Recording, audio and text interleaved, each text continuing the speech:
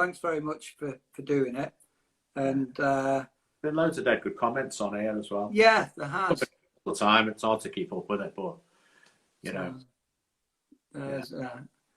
I mean, let's see if someone posts a good question up. They're all just going, want to go vinyl shopping and stuff like this. Brilliant. But Bombers Bay, I like Bombers Bay. Yeah. It's an underrated album, the Grey Album. Yeah, I didn't like the production on it. It was a bit too nice. So, was that purely for the American market, do you think? No, it's just pretty like that. You know, it's that producer Laurie Latham, and he was very. He did Paul Young, didn't he? Yeah, and not my cup of tea at all. But he was a nice lad. I mean, we did quite a bit of stuff in Brussels with him, and It was great. Brussels, you know, it opened up the world to me, the Bunnymen. You know what I mean? I'd done nothing and been nowhere. You know, I'd been to Wales for 3 days, and that was a bit of the Lake District with the Scouts. Yeah, and the whole world up to you know, it's been brilliant. It has been the best thing ever. Yeah. You know? That's good. So is Brazil? You're very popular in Brazil, the Bunnymen. Yeah. We love Brazil. Like, we did some amazing shows in the 80s, and it was like Beatlemania or something, right? You know? And it was great. And they've always remembered, and they've always been like, you know, a lot of people that still come. If we went over there now, they'd be the same ones, you know. Yeah. No, that's fantastic. It's great. Brazil is an amazing place if you ever get a chance to go. So someone just posted a question then. Let me go back. As to something to do with what were you doing with Johnny Marr not so long ago? Well, it was. I was quite interested in that guitar that does the perpetual sustain. It's like it's Ed O'Brien from Radiohead has sort of done a deal with Fender, and they've made this guitar for him, and it's like a, you know, the Ebo thing that I use. Yeah. Like, and it keeps the note going for ages. Well, it's like a pickup, but it does that. And one of our roadies worked with Johnny Marr, and he said, "Oh, Johnny's got one of them." Right. And I sort of got in through a roundabout way, got in touch with him, and he said, "Well, come over to the studio and come and have a go on it." So I went over there and had a go, and had a great little time. You know, sat, you know, drinking tea and talking music. He was, you know, dead nice lad, really nice lad. So were you, because there was always, back in those days, the Manchester-Liverpool rivalry, Smith's rivalry, but kind of with the Bunnymen and stuff. Were you ever sort of exposed to any of that kind of rivalry? I mean, did you know Johnny back from the day? No, not really. I know the other two a little bit, you know, come across them, you know. Yeah, Andy and Mick. Yeah, and I've never met Morrissey, or I think I saw them live. Probably saw them live somewhere. No, it was like you know, in Eric's and that. My nickname was Manchester, right? Because I like the Manchester bands, you know, and Paul Simpson was just dressed like he'd come from Manchester. You know, it was just scabby clothes from the junk shop, you know, really, but bits sort of like The Fall or something, right? You know? And we really liked The Fall. We were always over in Manchester going to see bands, you know. We used to go over to see Joy Division all the time and stuff like that. We knew them a little bit, but not loads. We just went as fans, you know. Les had the van, so we'd all pile in the van and go to the Russell Club or the Factory or whatever and go and see him. And I think we saw Iggy Pop there as well. And, right, okay. Yeah, but Joy Division used to support The Fall a bit, I think, here and there. So did you, when you see Joy Division, did you think, wow, that's something special?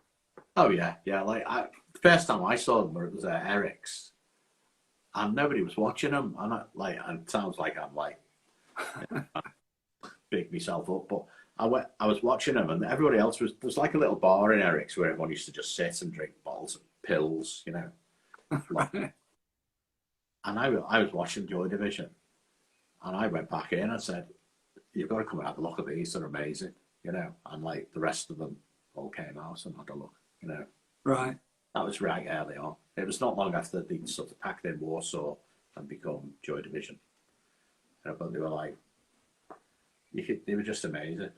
You know, they were like phenomenal. And when we did that thing, we did a festival with them. We played with them quite a few times. But we did this weird festival where it was like Zoo Records meets Factory Records. Yeah. And it was in a weird little mine in town called Lee, just up the East Lancs Road.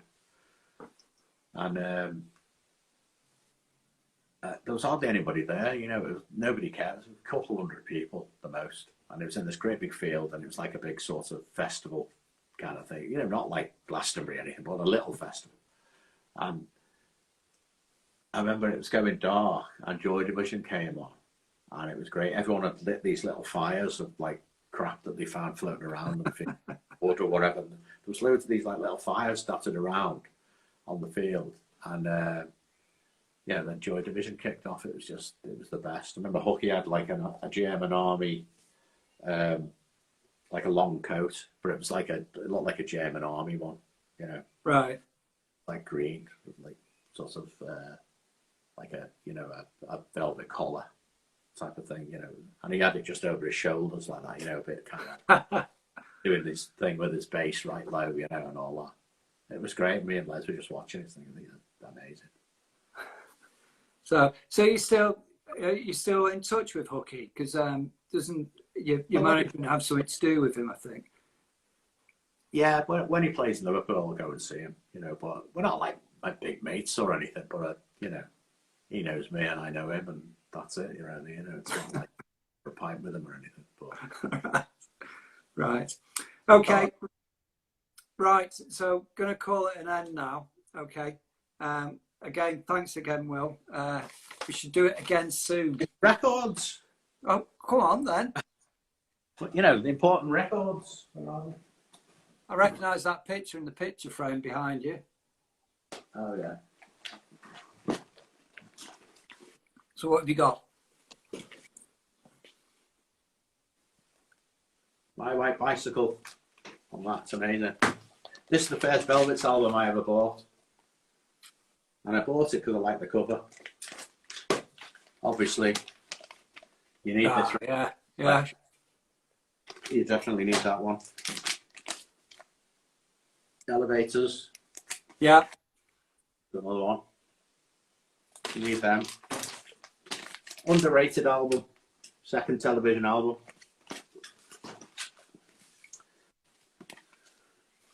Signed. Signed by David. So That's my favourite Bowie record. Oh, that's a close second. That's the dead early stuff. you've got 55 seconds left. Okay.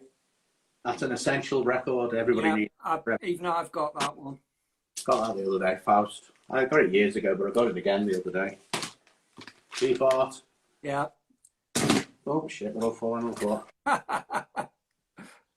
Led Zeppelin. Zeppelin.